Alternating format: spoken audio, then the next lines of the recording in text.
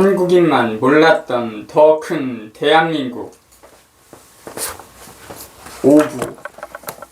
경제 살리기는 결코 거창한 것이 아니다. 현대적 라이프스타일과 일회용 삶. 나는 커피를 참 좋아한다. 그런데 카페에서 커피를 주문하는 일은 늘 곤혹스럽다. 커피의 맛을 논하는 것이 아니라 커피가 종이컵 옷에 플라스틱 모자를 쓰고 때로는 종이 벨트까지 메고 나타나기 때문이다. 여기에 5에서 10장의 냅킨, 설탕과 크림을 저을 스틱까지 동반된다. 이따금 물티슈와 홍보용 전단도 따라온다. 자원 고갈의 시대에 한국에서 엄청난 물질의 낭비를 보는 것은 고통스럽다. 특히 안타까운 점은 대부분 한국 사람들이 그러한 습관이 잘못됐다는 것조차 인식하지 못한다는 것이다. 직원 역시 고객에게 일회용품이 필요한지 묻지도 않고 선뜻 내어주고 매장 내에서 음료를 마시는 고객에게도 종이컵 대신 머그컵을 사용할지 일일이 묻지 않는다. 애초에 컵을 씻을 공간을 없애 비용을 절약하는 가게도 많다. 카페에 갈 때 개인용 텀블러를 가져가 커피를 담아달라고 하면 직원들은 내가 무슨 말을 하는지 잘 이해하지 못한다. 사용하지 않을 커피 스틱과 냅킨을 돌려줄 때 직원의 눈빛을 바라보느라면 마치 내가 도깨비가 된 기분이 든다. 사람들은 일회용품을 쓰레기통에 버릴 자유가 없다면 현대적 라이프스타일을 즐길 수 없다고 생각하는 것처럼 보인다. 어쩌면 항상 손수건을 챙기고 가방에 텀블러를 넣고 다니는 인생은 불편하고 재미도 없다고 느끼는 것 같기도 하다. 개인적인 판단일지 몰라도 한국인들은 현대화 혹은 선진화된 삶이 지구에 미칠 영향을 생각하지 않은 채 이것저것 소비한다는 인상을 받는다. 그저 넋을 잃고 즐거운 시간을 보내기 위해 커피를 마시는 것 같다. 이러한 현상은 자유에 대한 뒤틀린 해석 때문에 일어난다. 자유라는 명분으로 행해지는 자신의 일상적 행동이 지구에 어떤 영향을 미치는지 의식하지 못하다가 어느새 목표 없이 과열된 음식 낭비로 흐르는 소비 러쉬로 변질돼 버렸다. 한국이 중국 및 동남아시아에 엄청난 문화적 영향력을 미치는 시대에 이런 현상의 대가는 더욱 크다. 한국인들이 자원 낭비를 현대화된 삶으로 여긴다면 한국을 벤치마킹하는 개발도상국들도 이를 따를 것이고 이로 인해 한국을 넘어 전 세계가 엄청난 환경적 대가를 치르게 될 것이다. 종이컵을 만들기 위해 벌목을 들인다면 이산화탄소를 산소로 전환시킬 나무들이 그만큼 사라진다. 플라스틱 용품을 낭비한다면 석유 소비는 더 늘어날 것이고 썩지 않는 물질은 우리 주변의 환경에 더 많이 유입될 수밖에 없다. 자원의 낭비는 본연의 한국 문화와 거리가 멀다.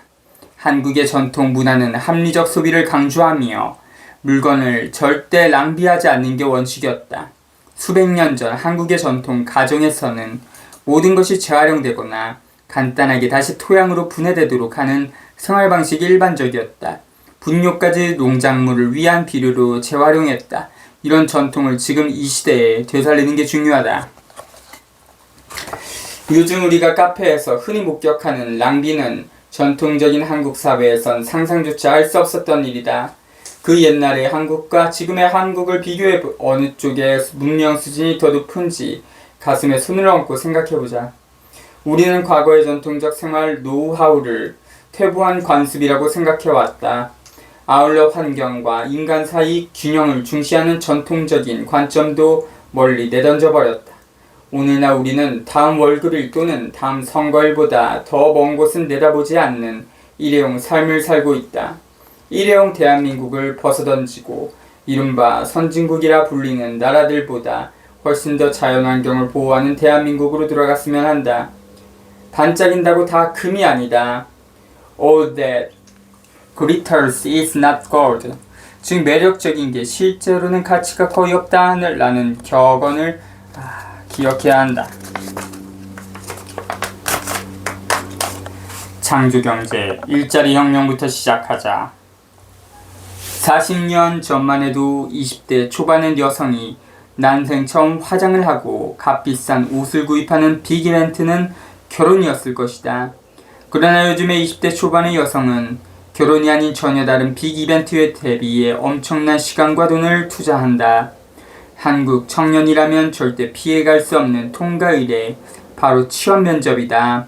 이들 중 다수는 결혼을 해서 가정을 꾸릴 수 있을지 자체를 미심쩍어 한다. 한때 결혼해서 오던 스트레스와 긴장감은 이제 입사 면접관과의 만남에서 발생한다.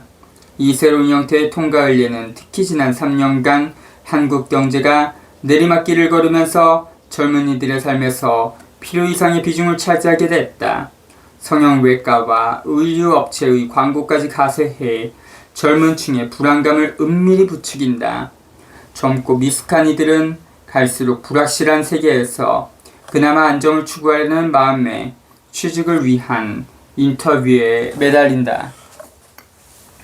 나는 교수로 살면서 한국의 이런 구직 문화를 실망스럽게 지켜봤다. 이 순간에도 수많은 졸업한 학생이 취업 인터뷰 준비와 이력서 제출용 사진을 찍는 데 상당한 비용을 쓰고 있다. 자신의 미래가 비상적인 기준에 따라 결정될 거라는 생각이 지배적이며 수업과 교우 관계는 뒷전으로 밀린 지 오래다. 대학도 인턴십, 기회를 제공하는 등 이력서를 좀 더 풍성하게 만들어주는 것 말고는 별 도움을 주지 못한다. 교수도 학생들에게 평생 기억할 충고를 하기보다 오늘 바로 취업에 필요한 서류를 제공하는 사람으로 전락했다. 슬프게도 많은 학생들이 공부를 더 하면 미래가 좀 더 나아지지 않을까 하는 마음의 대학원에 진학한다. 그러나 대학원은 취업에 큰 도움을 주지 못한다. 뿐만 아니라 한때 석박사 학위 소지자에게 돌아가던 연구직 일자리마저 계속 줄고 있는 상황이다. 학생들이 끔찍한 취업 인터뷰 요건에 맞추려 자신의 삶을 리모델링 하도록 강요받는데도 교수로선 어쩔 도리가 없다.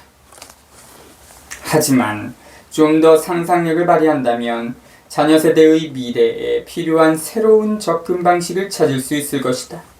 가령 대학이 학생들에게 학위와 함께 일자리를 제공하는 것이다.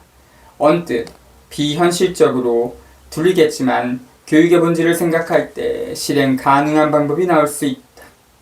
일단 서로 관심사가 같은 1, 2학년생에게 학급 친구들과 함께 벤처기업을 만들 기회를 제공한다. 그리고 각자의 전공과 강점을 살려나가도록 지원하는 것이다. 그렇게 된다면 학생들이 졸업 전에 새로운 개념을 탐구하고 비즈니스, 생산, 서비스 분야에서 창의적인 접근을 시도해 볼 수 있다. 공공 서비스에 관심 있는 학생이라면 새로운 NGO나 작은 공동체를 만들어 볼 수도 있다. 학부 4년을 거치면서 이들은 자신의 전공과 더불어 직접 만든 소규모 벤처기업의 운영기술도 덤으로 익히게 될 것이다. 물론 벤처기업 역시 대학과 금융기관의 엄격한 기준을 통과해야 설립할 수 있겠지만 요즘 기업들이 학생들에게 요구하는 까다로운 채용 기준에 비하면 아무것도 아닐 것이다. 새로운 교육 계획이 실현되려면 한국 사회에 두 가지 변화가 필요하다. 첫째, 한국 사회가 학력보다 개인의 기술과 축적된 경험을 더욱 중시하는 문화를 만들어야 한다. 학창시절 창업 경험을 가진 사람이 향후 채용 시 더 높은 평가를 받는 건 지극히 당연하다. 성공에 이르는 길이 대기업에만 있지 않다는 사실을 바로 볼 수 있어야 한다. 둘째는 금융지원 방식이 변화한다. 많은 능력 있는 젊은이들이 자신의 꿈을 실현할 수단이 없다는 사실에 좌절한다. 만일 은행에서 30세 이하 창업자들에게 실질적인 대출 혜택, 예컨대 창업자금의 30에서 40%를 제공하면 졸업생들의 마음은 한결 가벼워질 것이다. 이를 통해 20대 창업이 쉬워진다면 한국의 구직 문화도 크게 바뀔 것이다. 수동적으로 기업에 문을 두드리기보다 능동적으로 자신의 회사를 세우는 일이 중심이 될 것이다. 30세 이하 청년 중심의 이러한 변화야말로 한국 경제에 활력을 불어넣고 참신한 아이디어를 실현할 기회를 제공할 것이다.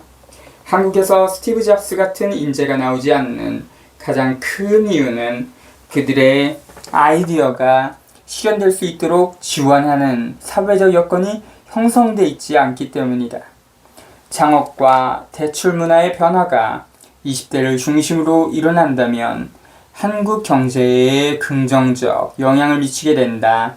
이제 곧 교문을 나설 대학 졸업생들에게 희망을 심어줄 것임은 말할 나위도 없다.